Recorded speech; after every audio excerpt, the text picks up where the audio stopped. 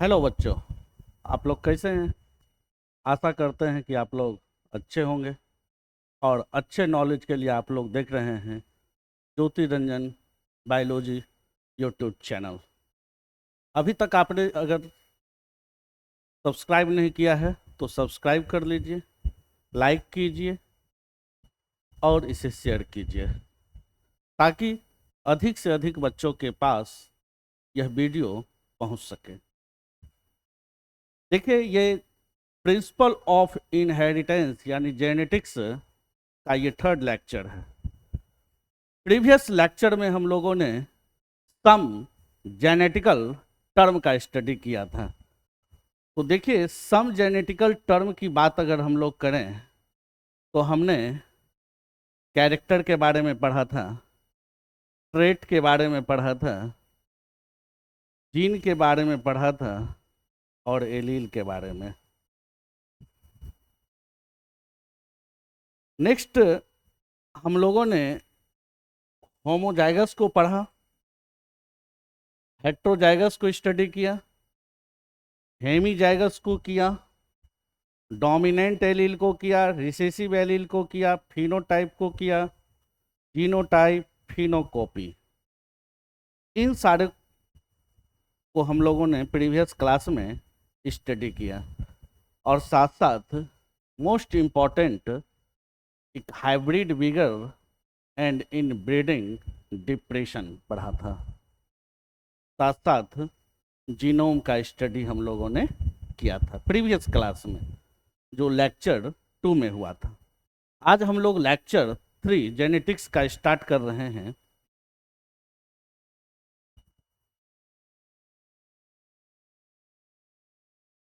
और आज जो हम लोग पढ़ेंगे बहुत ही इम्पोर्टेंट टॉपिक है गैमीट फॉर्मेशन। गैमीट फॉर्मेशन की बात करें हम लोग तो देखिए, इसके बिना जेनेटिक्स को समझना बहुत ही मुश्किल है।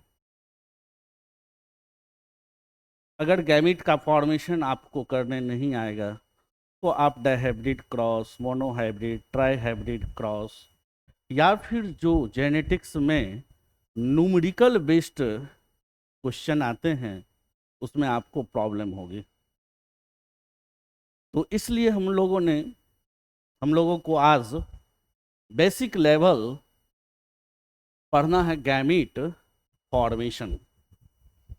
आप देख रहे होंगे कि गैमीट फॉर्मेशन में 2n है, 2n से n का फॉर्मेशन हुआ, 2n से n का फॉर्मेशन हुआ। आखिर यह जो फॉर्मेशन हुई वह किसके कारण हुई? Due to meiosis. किसके कारण हुई? मियोसिस। तो दिखाते हैं आपको, कैपिटल टी और स्मॉल टी है और इसमें जो ही मियोसिस हुई, क्या हुई? मियोसिस। तो कैपिटल टी स्मॉल टी का फॉर्मेशन किया। किसका फॉर्मेशन किया? ठीक है। गैमीट फॉर्मेशन जो होती है, जिससे मेल में हम लोग बात करें, गैमीट का जो फॉर्मेशन होता है या प्लांट में गैमीट की जो फॉर्मेशन होती है, हमने आपको बताया था कि यह जो फैक्टर है, यह फैक्टर जो है किस पर प्रेजेंट होती है? क्रोमोसोम पर। तो हम इसको यूं समझते हैं, यहां पर हम लोग क्रोमोसोम बनाएंगे। ठीक है, हमने क्रोमोसोम बनाया, इस पर फैक्टर को हमने रखा, कैपिटल टी स्मॉल टी। और जब इसमें मियोसिस होगी, क्या होगी? मियोसिस होगी, तो यह फॉर्मेशन जो गैमीट का करेगा वह एक कैपिटल टी, नेक्स्ट जो होगा वह होगा आपका स्मॉल टी। बात समझ गए? कोई कंफ्यूजन है? तो गैमीट का फॉर्मेशन जब ये डिप्लॉयड में थी 2n, तो हमने क्या बनाया? n। हमने क्या बनाया? एन। कोई कंफ्यूजन है? देखिए, इसको समझने के लिए हम लोग फॉर्क लाइन मेथड का यूज करते हैं। आपको कितना भी पेरेंटल दे दे पेयर में, नंबर ऑफ पेरेंट अगर ज़्यादा दे दे तो भी आप गैमीट का फॉर्मेशन कर सकते हैं। कोई कंफ्यूजन है? देखिए, इसको निकालने के लिए इसको जरा स्क्रीनशॉट ले लेंगे, फिर आगे हम बात करते हैं। देखिए, types of gamete, types of gamete का फॉर्मूला होता है 2 power n। 2 power n types of gamete का फॉर्मूला क्या है? 2 पावर n। जबकि टाइप ऑफ फिनोटाइप का भी फॉर्मूला क्या है? 2 पावर n। कोई कंफ्यूजन है? अब सवाल है कि n क्या है? n number of heterozygous pair. हमने प्रीवियस क्लास में बताया था homozygous and heterozygous, homozygous and heterozygous. Example में अगर ले लें, capital A, capital A, capital B, small B, अगर इसमें पूछा जाए कि नंबर ऑफ हेट्रोजाइगस पेयर कितना है तो आप क्या कहेंगे? 1। कैपिटल बी, स्मॉल बी, ये आपका क्या है? Number of heterozygous pair. कोई कंफ्यूजन है? नेक्स्ट है टाइप ऑफ जीनोटाइप। इसका हम एग्जाम्पल दे करके भी समझाएंगे, इसका एग्जाम्पल दे करके भी हम लोग समझेंगे, ठीक है। टाइप्स ऑफ जीनोटाइप, इसकी फॉर्मूला क्या होती है? 3 पावर n, 3 पावर n। कोई दिक्कत है? कोई दिक्कत? चलिए, नेक्स्ट है जायगोट कॉम्बिनेशन 4 पे पावर n। क्या होती है? 4 पे पावर n। या आप कह सकते हैं कि zygote formation due to selfing. Zygote का फॉर्मेशन सेल्फिंग के कारण कितना हुआ, इसको हम लोग फॉर्मूला बेस्ड करेंगे 4 पे पावर n। क्या करेंगे? 4 पे पावर n। कोई दिक्कत है? देखिए, इसको समझने के लिए हम लोग एक फॉर्क लाइन मेथड का यूज करते हैं। किसका यूज करते हैं? फॉर्क लाइन मेथड का। तो हम दिखाते हैं आपको, आपने देखा होगा ट्यूनिंग फॉर्क, उसी पर ये बेस्ड है फॉर्क लाइन मेथड। कौन सा मेथड है? Fork line method. देखिए, फॉर्क लाइन मेथड को हम लोग किस तरह से बनाते हैं? होमोजाइगस के लिए एक सिंगल लाइन लिखेंगे। होमोजाइगस के लिए कितना? Single line. जबकि हेट्रोजाइगस के लिए हम लोग कितना लाइन लिखेंगे? डबल। ठीक है, तो दिखाते हैं आपको। एक सिंगल गया होमोजाइगस का, ठीक है, एक सिंगल गया। अब यहां से हम लोग अब डबल लाइन करेंगे। कितना करेंगे? डबल। कोई कंफ्यूजन है? सिंगल है, सिंगल से कितना हुआ? डबल। डबल से फिर कितना हो जाएगा? फिर हम लोग इसको आगे बढ़ाएंगे, फिर कितना हो जाएगा? 4। फिर कितना हुआ भाई? 4 हुआ, ठीक है। फिर 4 से कितना होगा? 4 से कितना होगा? 8, ठीक है। 12 लेवल तक मैक्सिमम 8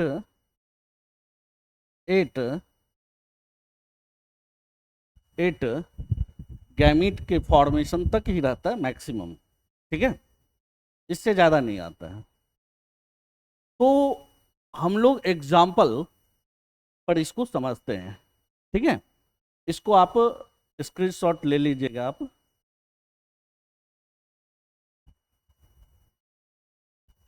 आगे बढ़ते हैं, इसके हम लोग एग्जाम्पल पर बात करते हैं, एग्जाम्पल पर बात करते हैं हम लोग, ठीक है।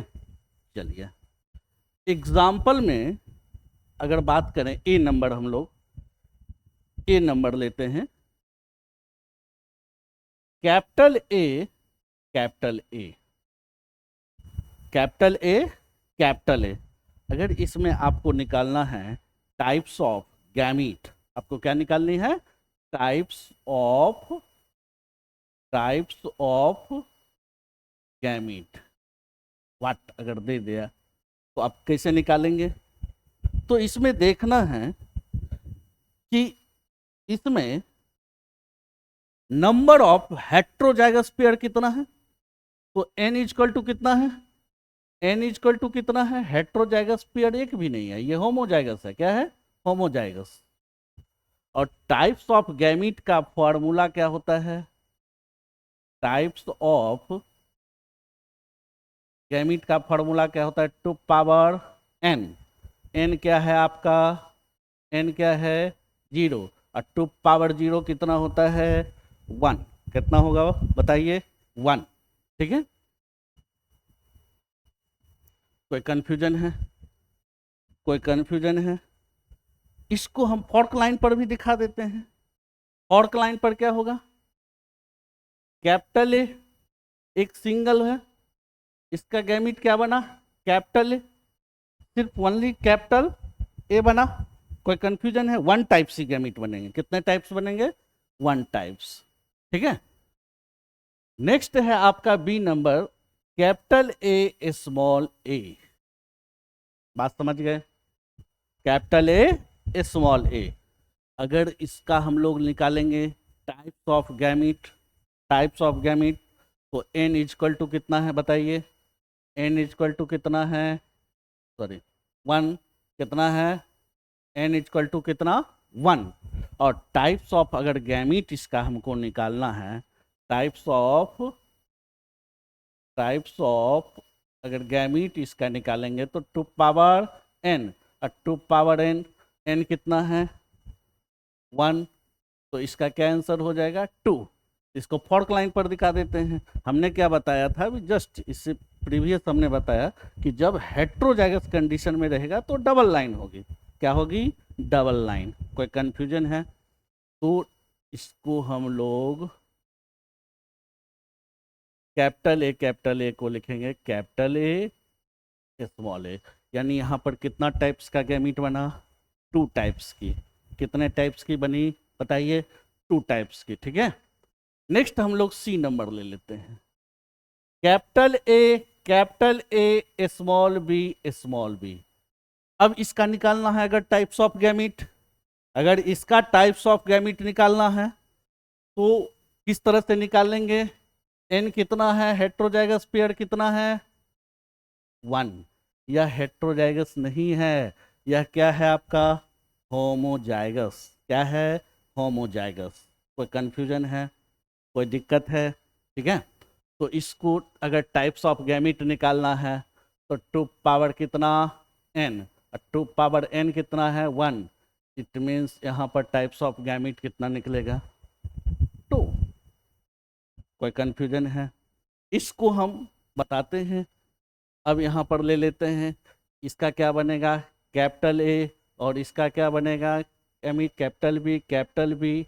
तो इसको इससे देंगे तो कैपिटल ए कैपिटल बी, और इससे इट मीन्स यहाँ पर कितने टाइप्स का बना? 2 टाइप्स गैमीट का फॉर्मेशन हुआ। कितने टाइप का फॉर्मेशन हुआ? 2 टाइप गैमीट का। कोई कंफ्यूजन है? ठीक है, हम लोग डी नंबर और एग्जाम्पल को समझते हैं। एग्जाम्पल को हम लोग और समझते हैं। ठीक है, capital A capital B small B, capital D. ठीक है, अब इसका हम लोगों को अगर टाइप्स ऑफ गैमीट निकालना हो, इसका टाइप्स ऑफ अगर गैमीट निकालना हो तो हम लोग किस तरह से निकालेंगे? n इक्वल टू कितना है? इसमें हेट्रोजाइगस पेयर कितना है? 1। हेट्रोजाइगस पेयर कितना? 1 है। ठीक है, तो n इक्वल टू कितना हुआ भाई? 1। ठीक है, अब इसका निकालना है अगर टाइप्स ऑफ गैमीट, तो types of gamete 2 power n कितना है? 1। तो कितना बना? 2 बना। ठीक है, इसको हम फॉर्क लाइन पर समझा देते हैं। किस पर समझाएंगे? फॉर्क लाइन पर। ठीक है, देखिएगा किस तरह से बनता है। इसका बनेगा सिंगल, सिंगल आया। इसका क्या बना भाई, कैपिटल बी स्मॉल बी। अब फिर कैपिटल डी का क्या बनेगा, सिंगल जाएगा, चूंकि ये होमोजाइगस है तो कैपिटल डी यहाँ क्या बनेगा, कैपिटल डी। तो इसमें गैमीट बनेगा capital A capital A capital D. इसमें गैमीट कितना बनेगा, capital A small B capital D. यहाँ पर भी कितने टाइप्स की गैमीट बने, कितने टाइप्स के, 2 टाइप्स के बन गए। कोई दिक्कत है। नेक्स्ट हम लोग लेते हैं ई नंबर एग्जाम्पल, ठीक है। Capital A small A capital B small B. कोई कंफ्यूजन है, नहीं ना, चलिए इसको हम लोग किस तरह से लिखेंगे। कैपिटल ए स्मॉल ए है तो इसको हम लोग लिखेंगे, देखिएगा, कैपिटल ए स्मॉल ए। बात समझ गए, कैपिटल ए स्मॉल ए। और फिर आगे इसको लिखेंगे कैपिटल बी स्मॉल बी। फिर इसको क्या लिखेंगे, कैपिटल बी स्मॉल। अभी जो हम लोगों ने फॉर्क लाइन मेथड से, अब उसी पर हम लोग बना रहे हैं, उसी पर हम लोग इसको पढ़ भी रहे हैं, ठीक है। तो कैपिटल ए कैपिटल बी यहाँ आपका हुआ, capital A small B, small A capital B, small A small B. कोई कंफ्यूजन है। यानी अगर कंट्रीब्यूशन की बात किया जाए तो कितने टाइप्स का गैमीट बना यहाँ, 4 टाइप्स का। कितने टाइप्स का, 4 टाइप्स का गैमीट बना। अगर इसकी कंट्रीब्यूशन पूछा जाए कि एक सिंगल गैमीट जो बनाया इसकी कंट्रीब्यूशन कितने हैं, क्योंकि 4 है, 1/4 1/4 1/4, क्योंकि एक एक ही है। इसमें क्या है, एक सिंगल ही है, एक सिंगल गैमीट है। हर एक जो गैमीट है एक एक ही है, 1/4 1/4।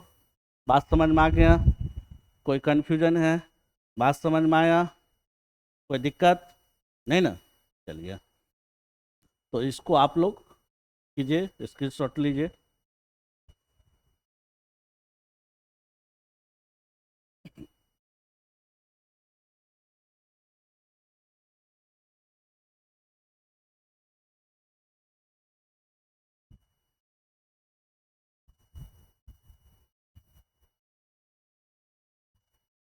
हो गया, पढ़े, ठीक है। अगर कोई प्रॉब्लम है तो आप कमेंट सेक्शन में जाकर के कमेंट करेंगे, उसको हम लोग डिस्कस करेंगे, ठीक है। चलिए आगे बढ़ते हैं।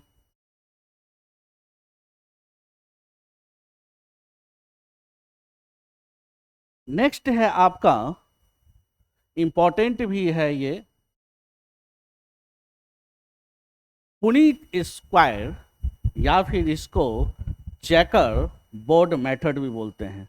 क्या बोलते हैं इसको, पुनीत स्क्वायर, या फिर क्या कहते हैं इसको, चेकर बोर्ड मेथड कहते हैं, ठीक है। अब समझिएगा जरा इसको कि इसको दिया किसने था। इस develop by British geneticist Reginald C Punnett, और अपने ही नाम पर लिख जो है ये मेथड दिया, पुनीत स्क्वायर मेथड, ठीक है। नेक्स्ट पॉइंट है कि it is a graphical representation to calculate the probability of all possible genotype of offspring in a genetic cross। यानी ये रिप्रेजेंटेशन करता है, ग्राफिकल रिप्रेजेंटेशन, कि हमने एक क्रॉस करा दिया, एक जेनेटिक क्रॉस करा दिया, इसके कितने तरह के पॉसिबल जीनोटाइप बनेंगे। बात समझ गए, कितने तरह के पॉसिबल जीनोटाइप का फॉर्मेशन होगा, ठीक है। हम लोग जनरली जो है अगर हम लोग बात करें, जरा इसको इधर से दिखाते हैं, अगर हम लोग इस तरह से लिखेंगे, ठीक है, तो हम लोग पुनीत स्क्वायर मेथड में मेल गैमीट को जो लिखते हैं, ये आपका हॉरिजेंटली होती है, जबकि वर्टिकली जो है ये मेल गैमीट के लिए है। किसके लिए है? ये मेल गैमीट के लिए है, मेल गैमीट के लिए है, और ये किसके लिए है? फीमेल गैमीट के लिए। इसी तरह हम लोग लिखते हैं, ये ध्यान रखना है हम लोगों को। क्या ध्यान रखना है कि मेल गैमीट जो है हॉरिजेंटली और फीमेल गैमीट को वर्टिकली लिखना है। कोई कंफ्यूजन है? चलिए देखिए, ये मोनोहाइब्रिड क्रॉस, मोनोहाइब्रिड क्रॉस पर ही इन्होंने क्या किया? पुनीत स्क्वायर मेथड को समझाया। ठीक है, देखिएगा किस तरह से इन्होंने समझाया। यह आपका हो गया मेल और फीमेल, बात समझ गए? कोई कंफ्यूजन है?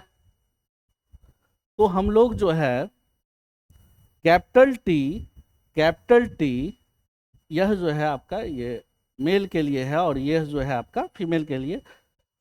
यूं अगर कहें तो अगर इसमें देखिए, मेल और फीमेल चेंज कर देने पर भी इसके रिजल्ट पर कोई फर्क नहीं पड़ता है। क्यों नहीं पड़ता है? क्योंकि जो मेंडेलियन जो इफेक्ट है रेसिप्रोकल क्रॉस से, मेंडेलियन जो क्रॉस जो है, जो एक्सपेरिमेंट है रेसिप्रोकल क्रॉस से, उस पर कोई भी इफेक्ट नहीं पड़ता है। बात समझ गए? मतलब रेसिप्रोकल क्रॉस क्या होता है कि सेक्स चेंज करा करके अगर क्रॉस कर दिए तो उसको हम लोग क्या कहते हैं? मान लीजिए, इसको हम एग्जाम्पल के थ्रू समझाते हैं। एग्जाम्पल के थ्रू जरा समझिएगा। एक हमने लिया कैपिटल टी टॉल प्लांट को, ये मेल है आपका। एक लिया हमने डॉर प्लांट स्मॉल टी, ये फीमेल है आपका। ठीक है, जब इसको हम लोग क्रॉस कराएंगे, इसका गैमीट बना कैपिटल टी और इसका गैमीट स्मॉल टी, इसका गैमीट कैपिटल टी, इसका गैमीट स्मॉल। हम सिंगल गैमीट को ले लिए क्योंकि हम लोग को क्रॉस करना है। तो जब हमने इसको क्रॉस कराया तो यह आपका गैमीट हो गया। क्या हो गया? गैमीट। और जब इसको हमने क्रॉस कराया तो कैपिटल टी स्मॉल टी आया। कोई दिक्कत है? कैपिटल टी स्मॉल टी, यह आपका टॉल है, F1 जनरेशन है। कौन सा जनरेशन है? F1 generation. अगर हम लोग बात करें, देखिए ये F1 जनरेशन, F1 जैसे है क्या, हम लोग इसको इम्प्योर टॉल अभी नहीं कर सकते हैं। क्यों नहीं कहेंगे? कि मेंडल ने देखा कि मेंडल ने स्टडी किया फिनोटाइप को F2 जनरेशन में और जीनोटाइप को F3 जनरेशन में। Mendel study phenotype in F2 generation and genotype in F3 generation. लेकिन बुक्स में वगैरह में जो है, जो 12 लेवल की बुक है मेडिकल के लिए, आप ये याद रखेंगे। और 12 लेवल की जो बुक होती है उसमें F2 जनरेशन में ही फिनोटाइप और जीनोटाइप को क्लियर कर दिया है। ठीक है, लेकिन मेंडल ने स्टडी किया फिनोटाइप को F2 जनरेशन में और जीनोटाइप को F3 जनरेशन में। कोई कंफ्यूजन है? कोई दिक्कत है? बढ़े? चलिए, दिक्कत हो तो कमेंट सेक्शन में आप इसको डाल सकते हैं, जो भी बच्चे, और आप लोग को अगर कोई दिक्कत हो तो क्लास में पूछ सकते हैं। ठीक है, बढ़े? बढ़े जी? ठीक है, हमने क्या कहा कि मेंडल का जो रिजल्ट है वह रेसिप्रोकल क्रॉस, उस रिजल्ट को कोई इफेक्ट नहीं डाल सका। हम यहां पर रेसिप्रोकल क्रॉस कराते हैं। कौन सा cross? Reciprocal cross. Reciprocal cross होता है सेक्स को चेंज करके क्रॉस करवा दिए। ठीक है, तो देखिएगा, ध्यान दीजिएगा, हमने सेक्स को चेंज करा दिया। यहां जो मेल था इसको हमने ले लिया, अब फीमेल कर दिया इसको। यह फीमेल है तो इसको हमने मेल कर दिया। क्या इसके रिजल्ट पर कोई फर्क पड़ा? क्या वही कैपिटल टी से गैमीट बना कैपिटल टी, स्मॉल टी से वही गैमीट बना स्मॉल टी। क्या इसके रिजल्ट पर कोई फर्क पड़ा क्या? तो Mendelian result Mendelian result do not effect reciprocal cross. कोई कंफ्यूजन है, कोई दिक्कत है? तो उसी तरह से इसे कर दिया गया।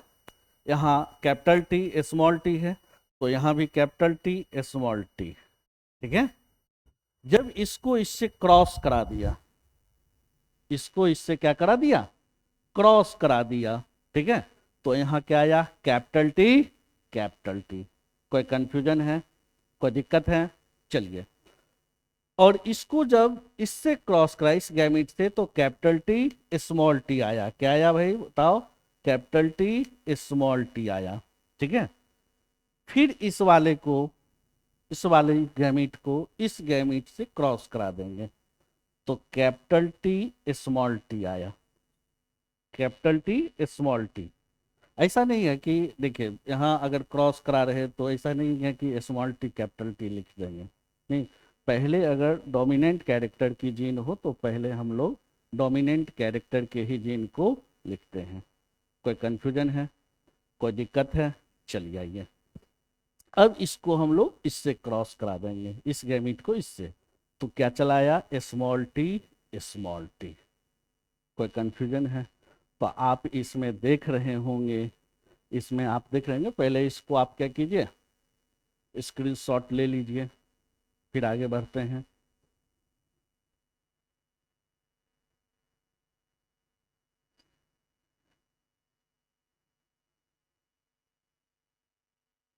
हो गया, चलिए आगे बढ़े।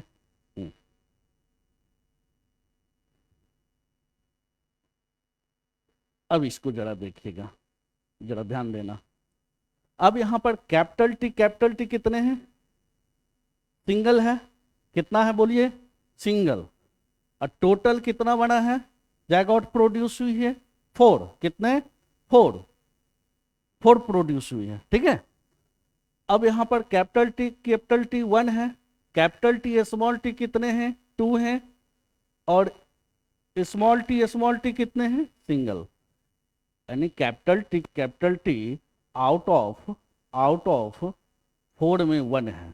ठीक है, capital T small T out of 4 में 2 है, स्मॉल टी आउट ऑफ 4 में 1 है। इसीलिए हम लोग इस तरह से इसको लिख सकते हैं। बात समझ गए, चेकर बोर्ड मेथड समझ गए। यह questions Bihar board CBSE board के लिए बहुत ही इंपॉर्टेंट ये क्वेश्चंस हैं। कोई कंफ्यूजन है, कोई कंफ्यूजन नहीं ना? चलिए नेक्स्ट हम लोग टॉपिक बात करते हैं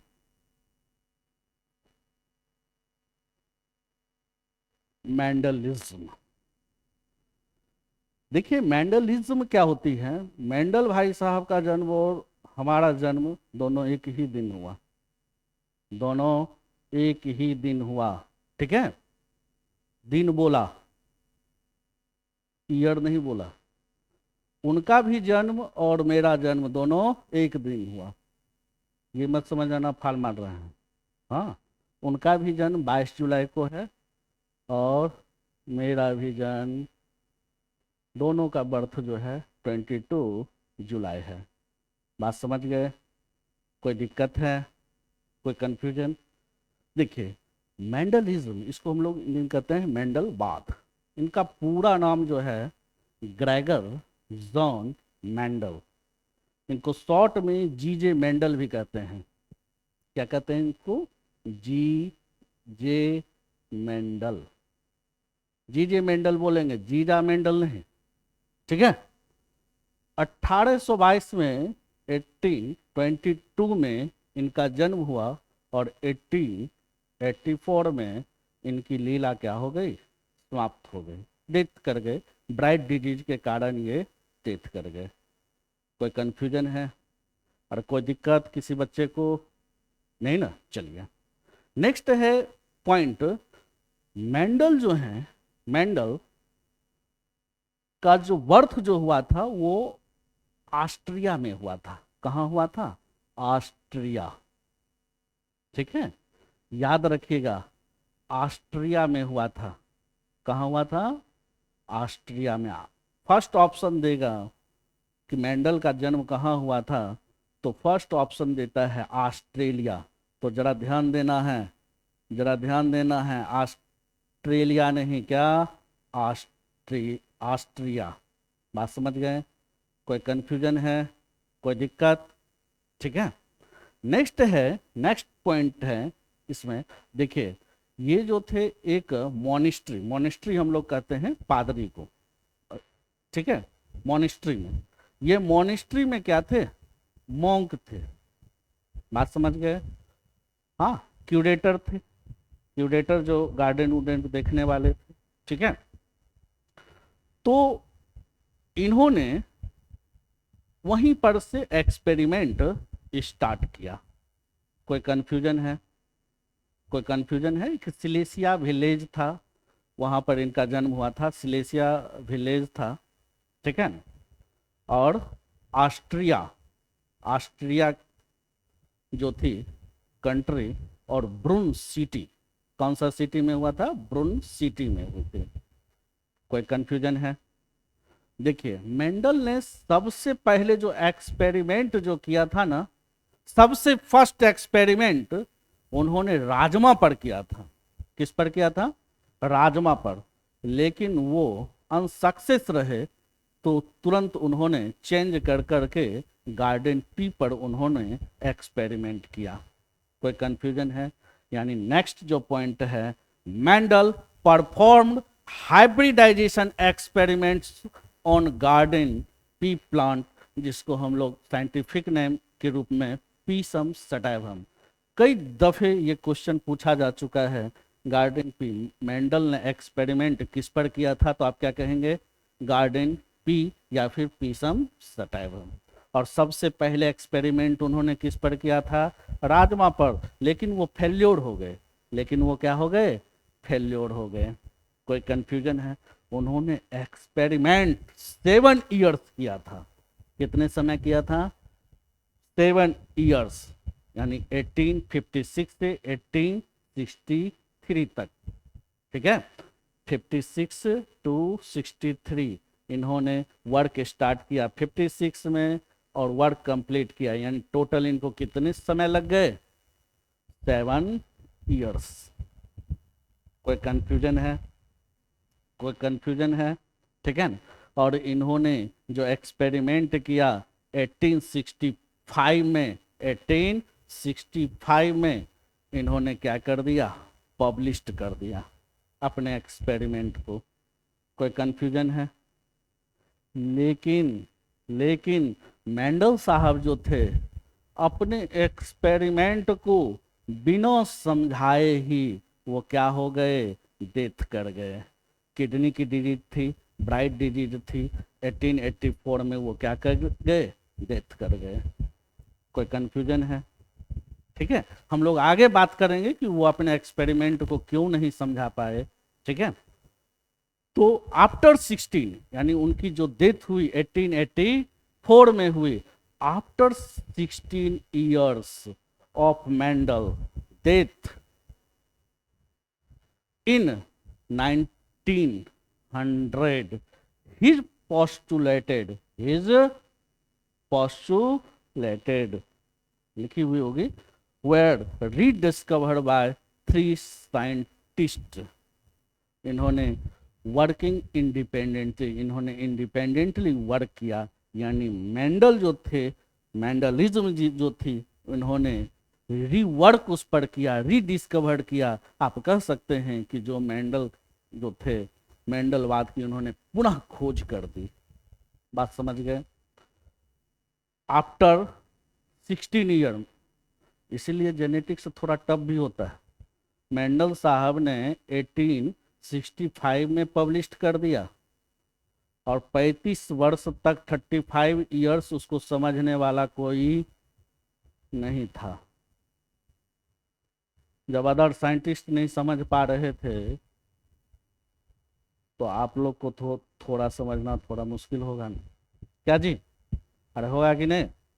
लेकिन मैं हूं ना, अगर हम हैं तो कोई दिक्कत नहीं है। हमने फर्स्ट क्लास में भी बोला था, लेक्चर फर्स्ट में, कि जेनेटिक्स एक बार अगर आप पूरी क्लास को आप तन्मयता से देख लेंगे तो आपको कोई दिक्कत नहीं होगा पूरे जेनेटिक्स में।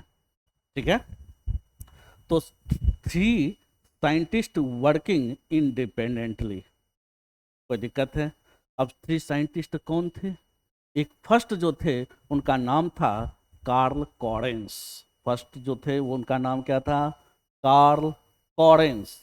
कार्ल कॉरेंस साहब जर्मनी के थे। इन्होंने मेज प्लांट पर वर्क किया। किस पर वर्क किया? मेज प्लांट पर। ठीक है।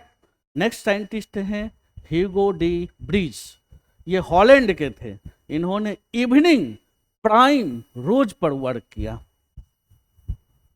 ठीक है।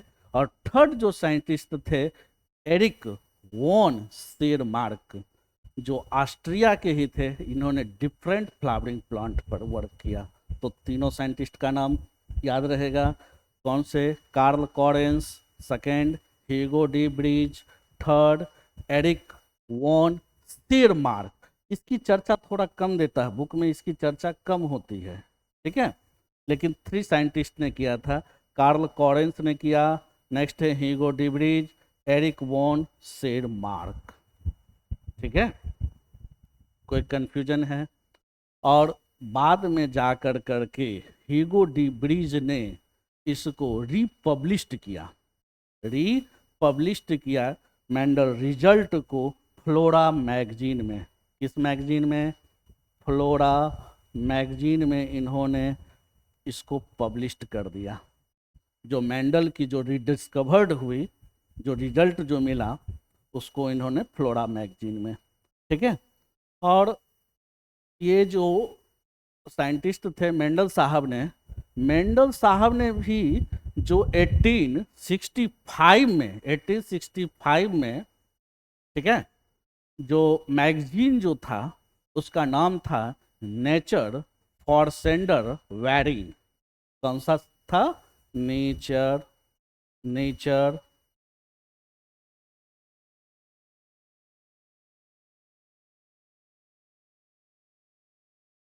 फॉर सेंडर वेरिंग। ठीक है, ये मैगजीन थी। इन्होंने मेंडल साहब ने 1865 में इन्होंने नेचर फॉर सेंडर वेरिन में क्या कर दिया? पब्लिश्ड कर दिया। कोई कंफ्यूजन है? कोई दिक्कत है यहाँ तक में? फिर से बोल दे रहे हैं। मेंडल साहब का जन्म 22 जुलाई 1822 में, 1822 में, और इनकी मृत्यु कब हो गई? 1884 में हो गई। ठीक है। मेंडल ने जो वर्क किया था वो किस पर किया था? पीसम सटैवम यानी गार्डन पी पर किया था। नेक्स्ट है कि मेंडल ने वर्क कब स्टार्ट किया था? तो 1856 में और कंप्लीट 1863 में हुई, और 1865 में इन्होंने इस वर्क को मैगजीन में पब्लिश्ड करा दिया। ठीक है। नेक्स्ट है कि मेंडल का जन्म जो है कहाँ हुआ था? तो आप क्या कहेंगे? ऑस्ट्रिया में। ऑस्ट्रिया में। ठीक है, मॉनेस्ट्री में ये मोंक थे। ठीक है। चलिए नेक्स्ट, अगर क्वेश्चन आपको आ जाए, नेक्स्ट क्वेश्चन कि मेंडल ने अपने, एक बार क्वेश्चन पूछा हुआ भी है कि किस मैगजीन में मेंडल ने अपने रिजल्ट को पब्लिश किया? तो आप क्या कहेंगे? नेचर फॉर सेंडर वेरिन। नेचर फॉर सेंडर वेरिन। कोई कंफ्यूजन है? कोई दिक्कत है किसी बच्चे को? ठीक है। चलिए अब हम लोग बात करते हैं। देखिए ह्यूगो डी ब्रीज ने इसको जो रिपब्लिश्ड हुई थी फ्लोरा मैगजीन में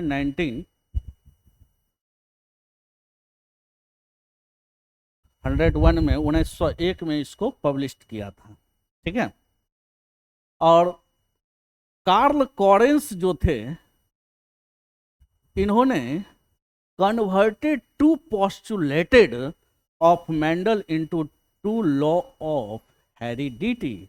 इन्होंने मेंडलिज्म के लिए 2 लॉ दे दिया। एक लॉ था आपका लॉ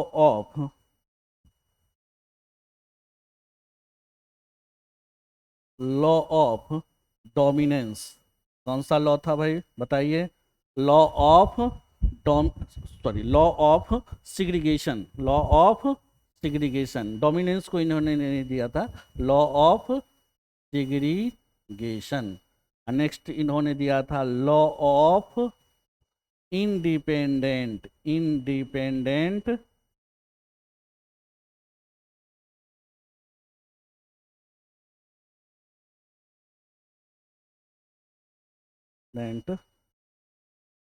असॉर्टमेंट।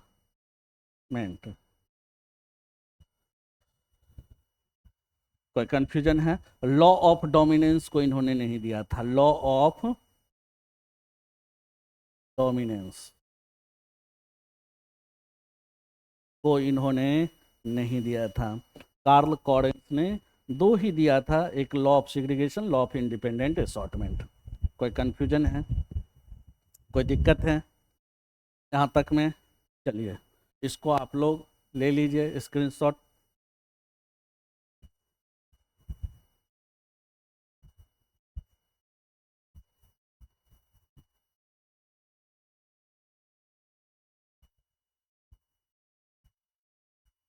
चलिए आगे बढ़े, ठीक है।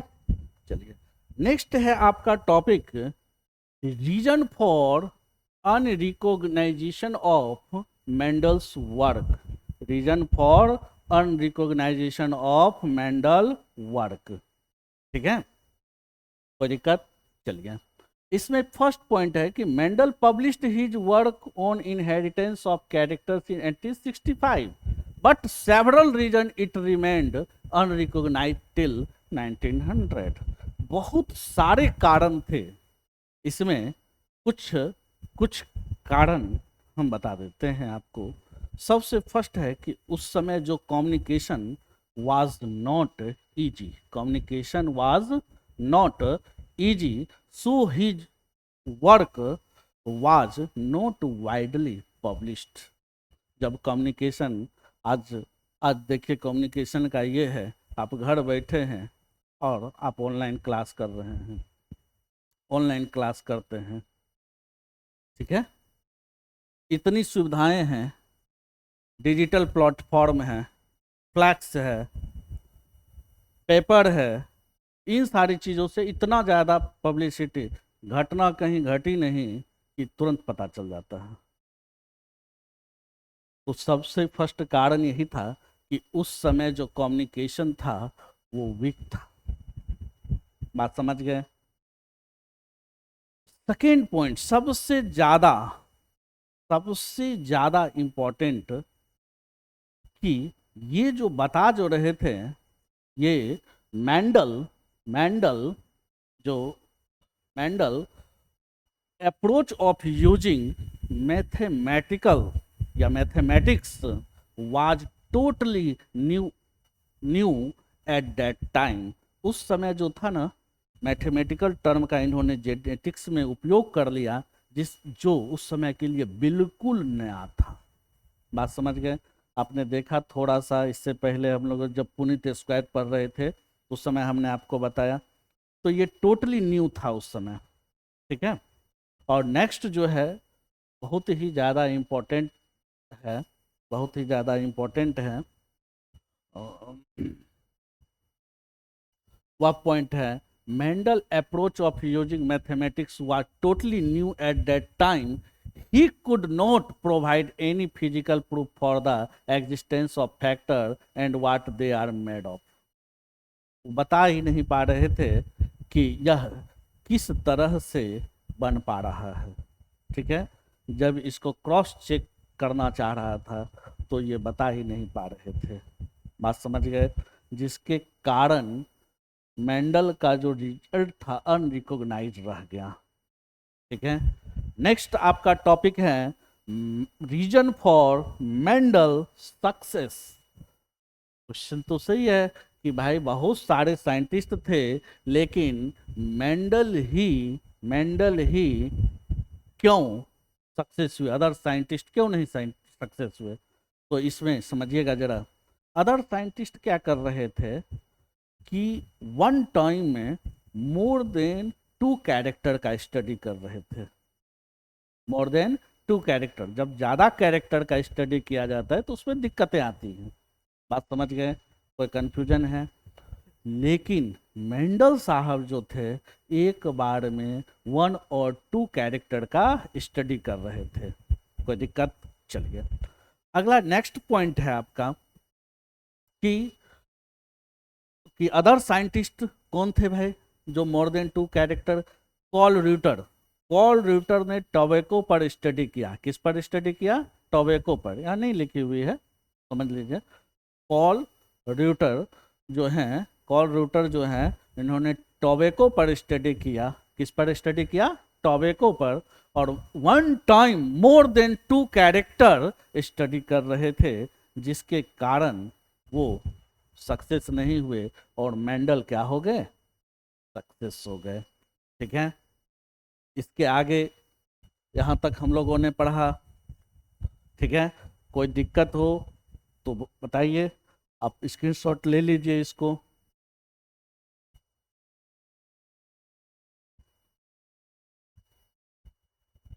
चलिए, और अभी तक आपने हमारे चैनल को सब्सक्राइब नहीं किया है तो ज्योति रंजन बायोलॉजी ये हमारा यूट्यूब चैनल है। इंस्टाग्राम ज्योति रंजन बायोलॉजी के नाम से चलता है, आप उसको भी फॉलो कर सकते हैं। फेसबुक भी ज्योति रंजन के नाम से।